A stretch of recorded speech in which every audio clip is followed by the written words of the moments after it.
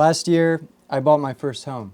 It's a Philadelphia row home that dates back to 1850, and after 6 months of working on it, it looks a whole lot worse than when I got it. Last week, we tore down the whole middle section of the house, which was riddled with termite damage, and we poured new concrete on top of the existing rubble stone foundation, and that means we're finally ready to start framing. To help finance the renovation, this video is sponsored by Squarespace, but more on them later. The goal today is to reinforce this old floor. As you can see, the ends of the joists at this level are badly termite damaged, and the whole floor was sagging 3 inches on one side, so it's in need of work. The first step is to jack up all of the existing joists, and that makes room to slide in a new sill plate. This is what connects the joists to the foundation.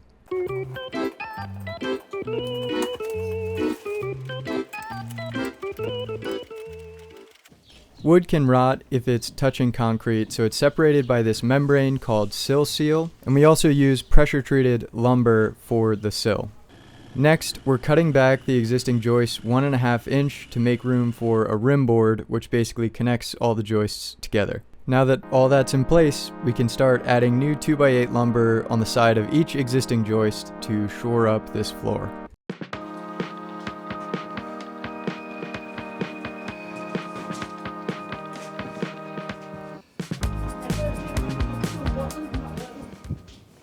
Before we can proceed with framing for the second floor, we actually have a little bit more concrete to do.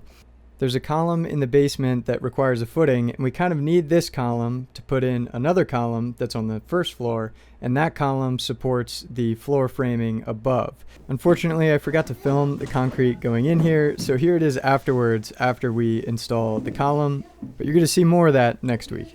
Let's take a minute to talk about today's sponsor, Squarespace. So I've personally used Squarespace to host my art and design website for the past decade, and I couldn't recommend it enough. I recently created a web page for the house renovation. Squarespace makes it super easy to just add sections to your website, and they have a bunch of great pre-built templates.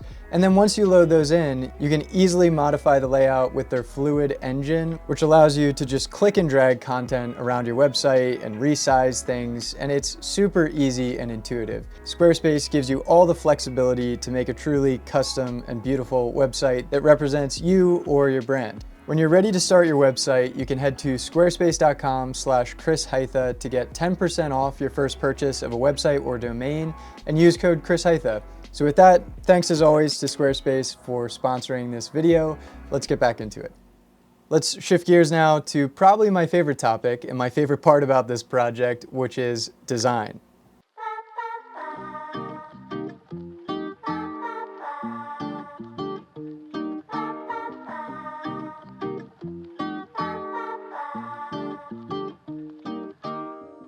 Okay, I have a million ideas here that I want to talk about. There's the kitchen, which probably looks similar to what you've seen in other videos, but I also started to model in this living room and thinking through the to vestibule or not to vestibule question. We're going to get into all of this, but let's start with the kitchen. So this is the layout that I've shown before, and I'm still debating between a table or an island here. So the first option is the table, which I think is a little bit more flexible because it can be used as a dining area. But along with dining in this kind of layout, I would also like to be able to get these chairs out of here and use this table essentially like a kitchen island. But the problem is the table is tabletop height, around 30 inches, and the countertop is 36 inches.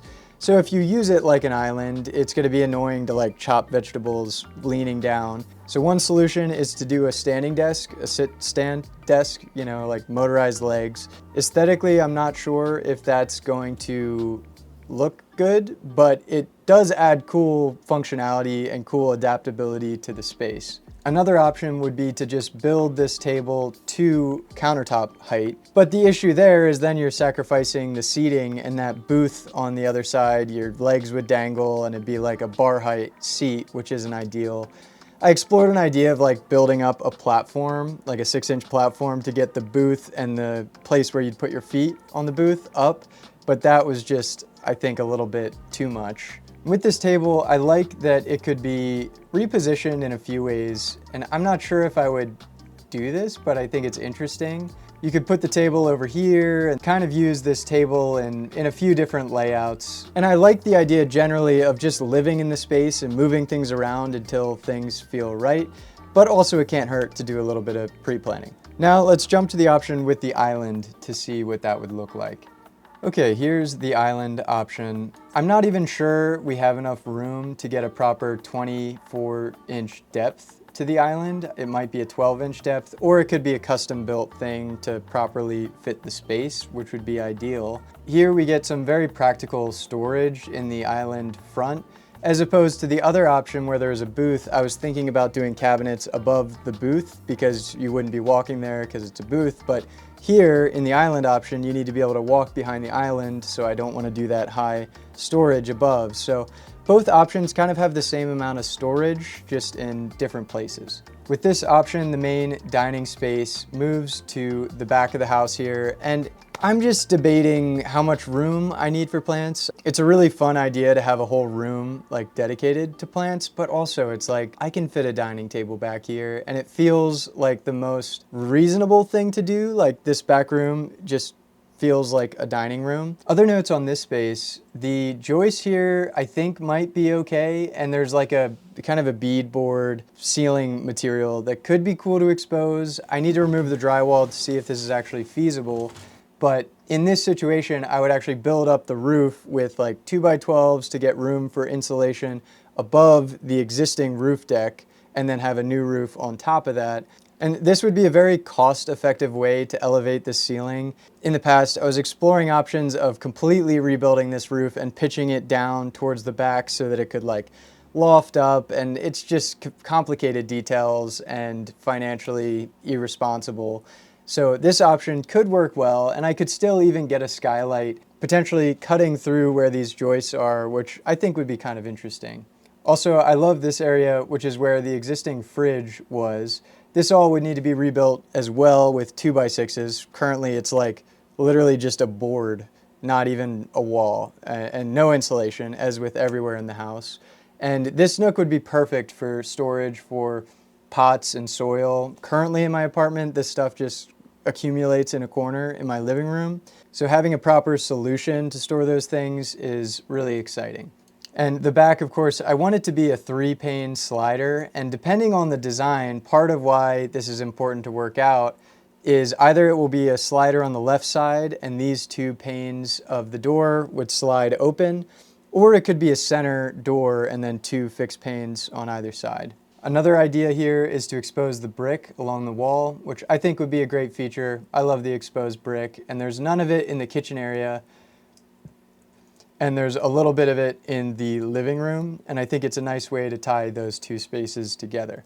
Another thought I've been exploring with this kitchen is the fridge situation. So I found this great fridge from IKEA called the Super Cal, and it's very small. It's like 8 cubic foot in volume. If you know fridges, that's very small. It's 24-inch by 24-inch, but the nice thing is it's fully integrated, so you can integrate it with the paneling of your kitchen, and it's just flush with your cabinets, which is great. And this is currently where I have the fridge, and then the pantry would be on the other side.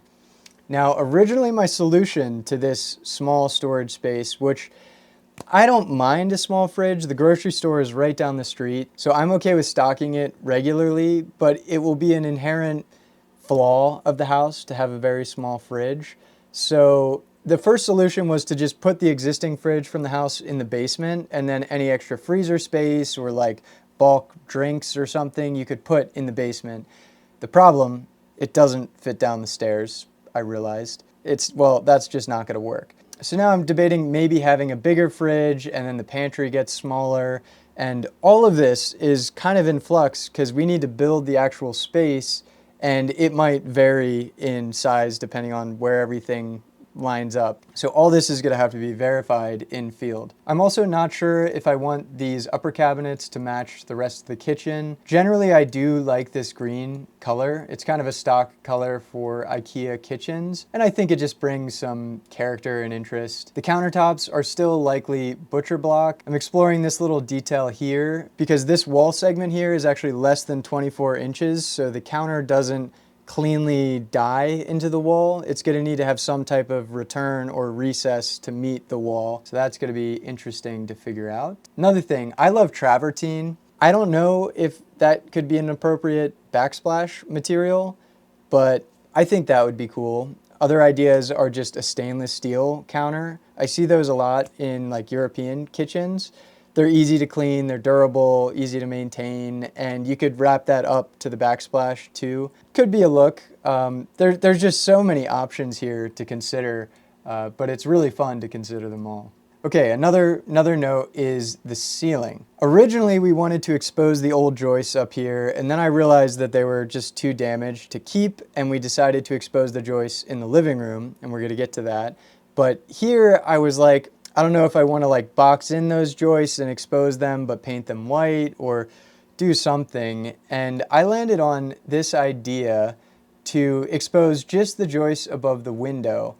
And I have some crazy design ideas that I haven't modeled, so you're just gonna have to take my word for it. I love Art Deco design, and I documented Art Deco skyscrapers across the country, and it's a book too, if you're looking for a coffee table book. And one of the things I love about Art Deco is the cohesiveness of the design. From the front entry to the interior lobby to the top of the building, everything just comes together. And I wanna use a little bit of that as inspiration here to design some custom window trim that actually wraps up into the ceiling and becomes a ceiling detail as well. What I have in my mind is just something like unlike I've ever seen in any house, really. And I think just integrating window trim with the ceiling detail will be really cool. You'll notice here that the ceiling has a lot of variation, from just the clean drywall to this ceiling detail I want to design, then another patch of drywall, and then it steps down because this ceiling is 2x8, and then the ceiling by the fridge is 2x12s for this cantilever that's going out for the bathrooms upstairs. So there's another bump down, and then you go into the living room and it bumps up again, and you go into the dining room, and again you have a different ceiling variation. And this is really intentional. I personally just hate the very common move of developers to just like run a super flat ceiling all the way through a space and then just dot it with all kinds of, just your smoke detectors and your lights and all of these things. And it just feels boring. It feels like it lacks spatial variety. And I love this idea of like moving through the length of the house and having this rhythm of expanding and contracting and just crazy things happening. Now, whether it's going to be too much, we'll see. I think that's the perk of going with a modern looking kitchen and trying to get this integrated fridge, because it simplifies all of that, and then the ceilings are kind of the feature. Okay, moving back through the house, the next feature is this column.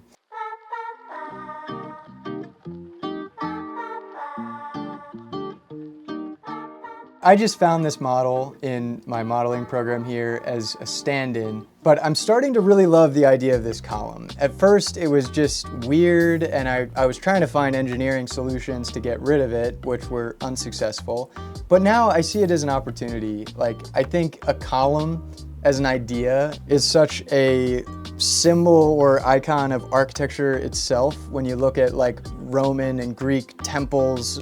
And I think this column here is just a fun opportunity to design something interesting and unique. One of my ideas is to replicate one of my favorite columns. And yeah, I went to architecture school, so I'm the type of guy who has favorite columns.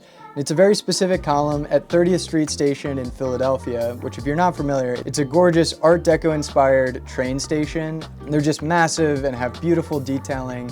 And I think it would be so fun to shrink that down. And also, just from the perspective of like friends visiting or people from Philadelphia coming into the home, I just think it's such an awesome conversation piece to be like, yo, that's the column from 30th Street Station. That's awesome. Other contenders would be the columns of the Art Museum.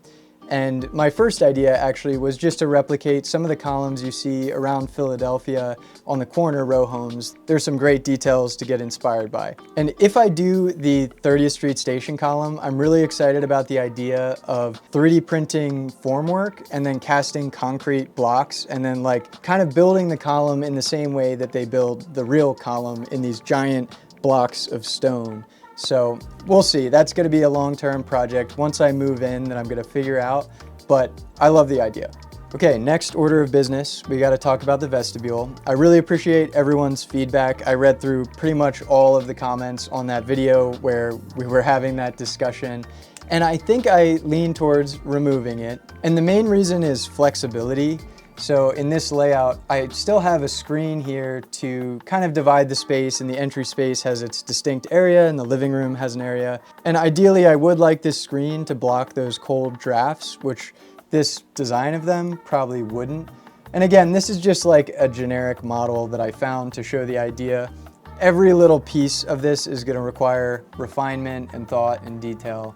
The good thing with the screen as opposed to the vestibule is that on occasions where I might be entertaining and needing more space here, I could just move all of these things and kind of change the circulation to just walk right through the living room, which generally day to day I don't want, but if I need to entertain a larger group of people, it's kind of nice to be able to just scoot the couch back. Another detail here, of course, is exposing the old beams, but I like the idea of softening the entryway. And I could use the salvaged wood I collected from the original siding of the house. And this entryway really is too narrow to have an area for shoes. I tested that arrangement where this like ottoman thing was behind the couch, but you just lose too much of the living space. So I think expanding this entry area out to kind of enclose this whole right side of the living space kind of makes sense. And now you have a place to sit down, put on, take off your shoes. You can store the shoes in this unit here. And a coat rack, I don't mind having the coats exposed. I don't really have space for a coat closet, so I think this is a fair solution here. This soffit here could also be pretty helpful in running HVAC because that's going to be running up through this wall. So rather than doing floor hits in the living space, I could probably run a duct up here to supply air to that space as well. Some other notes on the design. This light fixture, it lost its texture somewhere, but this is a stand-in for stained glass, kind of Art Deco inspired light that I bought for like 50 bucks on Facebook Marketplace that I'm really excited to install in the house. And I think having the light fixture here just helps define the living space. I also like how the soffit kind of starts to make the window more centered on this wall, and it defines the entry and the living space. Generally, I'm really excited about how this is panning out. I like the color combo between these rich dark greens and the red. Again, the rug, kind of everything's a placeholder. I'm limited to the models I have, so I'm not sure what type of couch I'm gonna get. I would like to get a more detailed rug. Generally, the idea is coming along. And here, again with HVAC, I had a little bit of restriction. So in this column here is actually a supply duct to go up to the bedroom on the second floor. And I think combining this with the fireplace is a great way to create this built-in feel, have some shelves, have a cabinet where I can store all the TV equipment. And I can even route the cables from this TV kind of into that fireplace and down through the cabinet. Probably gonna be hard, but I think it's doable. So that just about wraps up my thoughts on the design. And again, I'm just so excited to get to this phase where I can be living in the house and executing on all of these ideas that have been brewing in my mind while the house is getting framed. Trust me, there's a whole lot more in store. Even once the house is move-in ready and finished, I'm gonna have a lot more finishing to do. With that, thanks again for watching. This has been such a fun adventure, and I'm so glad to be able to share it with you guys and read the comments every week. So your support is greatly appreciated. And if you stuck around to the end, be sure to leave a like to help out the channel. With that, see you next week.